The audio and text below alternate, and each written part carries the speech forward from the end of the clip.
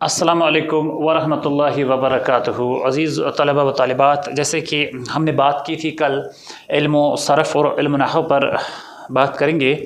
आज चूँकि जो हमारा मौजू है, कल हमने बात की थी कि कवायद किसको कहते हैं। कवायद में हमने कहा था कि कवायद उस इल्म को कहते हैं जिसमें हम अल्फाज के जोड़ तोड़ और उनके इस्तेमाल को सीखते हैं कि कौन सा लफ्ज़ कहाँ इस्तेमाल करना है, कौन सा लफ्ज़ किससे बनता है, कौन सा लफ्ज़ क्या है। जो हमने कवायद के हिस्से में लिखा कि इसके दो बुनियादी हिस्से हैं, सर्फ़ और नहव। सर्फ़ और नहव क्या है? ये ज़ुबान का वो इल्म है जिसमें लफ्ज़ों का जोड़ तोड़ और उनके बोलने बरतने का कायदा बयान किया जाता है। इसके अलावा इसके दो हिस्से हैं, हिस्से सर्फ़ और हिस्से नहव। नहव में हिस्से सर्फ़ में क्या होता है, इसको अंग्रेज़ी में मॉर्फोलॉजी कहते हैं। वो इल्म है जिससे कलमों की शिनाख्त और उनका बोल बदल मालूम हो। क्या होता है? कलमों की शिनाख्त पता होती है, कलमों की शिनाख्त, कौन सा कलमा क्या है इसकी शिनाख्त मालूम होती हैं और इसका बोल बदल पता चलता है।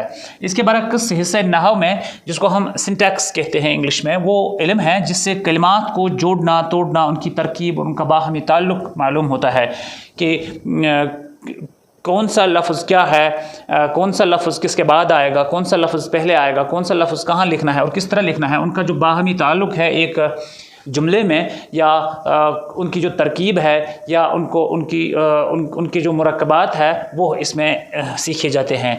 अब हम सीधे नहव पर आते हैं। नहव में सबसे पहले हम हुरूफ़ तहजी देखते हैं, कितने हैं, कौन से हैं और उनकी तादाद क्या है और कौन कौन से हुरूफ़ तहजी है।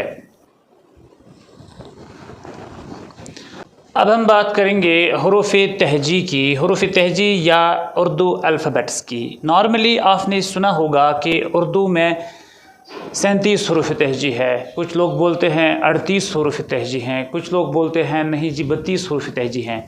लेकिन हकीकी मानों में उर्दू में जो कुल हुरूफ़ तहजी की तादाद है वो है 52 हुरूफ़ तहजी है। 52 हुरूफ़ तहजी हैं। इनमें जो है 37 हुरूफ़ तहजी मुफ़रद है और 15 जो हुरूफ़ तहजी है वो मुरक्कब है।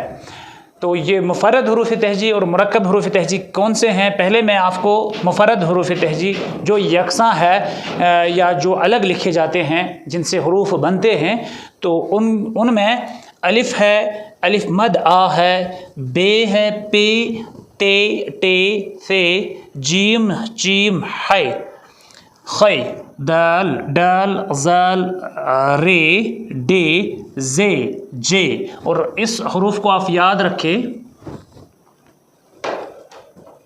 इसको अक्सर हमारे बच्चे जो है से पढ़ते हैं। इट इज़ नॉट से, इट इज़ जे, जे। अगर इसकी एग्जाम्पल्स भी आप चाहते हैं तो जालाबारी, या हम कह सकते हैं जिंदा, हम कश्मीरी में भी इस्तेमाल करते हैं जिंदा, फटे हुए कपड़े। इसके अलावा हम टेलीविज़न लिखते हैं। इसके अलावा एक और ये है, उर्दू की एक मशहूर सिन्फ है, उसका नाम है रपूरताज। तो ये जे है, ये से नहीं है। इस गलत फहमी को अपने दिमाग से दूर करें कि ये से है। हमारे बच्चे या हमारे स्कूलों में हमारे असातिज़ा जो है वो बच्चों को से पढ़ाते हैं। इट इज़ नॉट से, ये जे हैं। तो इसके बाद सीन, शीन, सौद, ज़ौद, तोई, ज़ोई, आइन, गैन, फे, क़ाफ, कैफ, गाफ, लाम, मीम, नून, वाव, हा, हमज़ और या ये। तो यहाँ पर ये जो हुरूफ़ तहजी हमने लिखे हैं ये मुफ़रद हुरूफ़ तहजी है।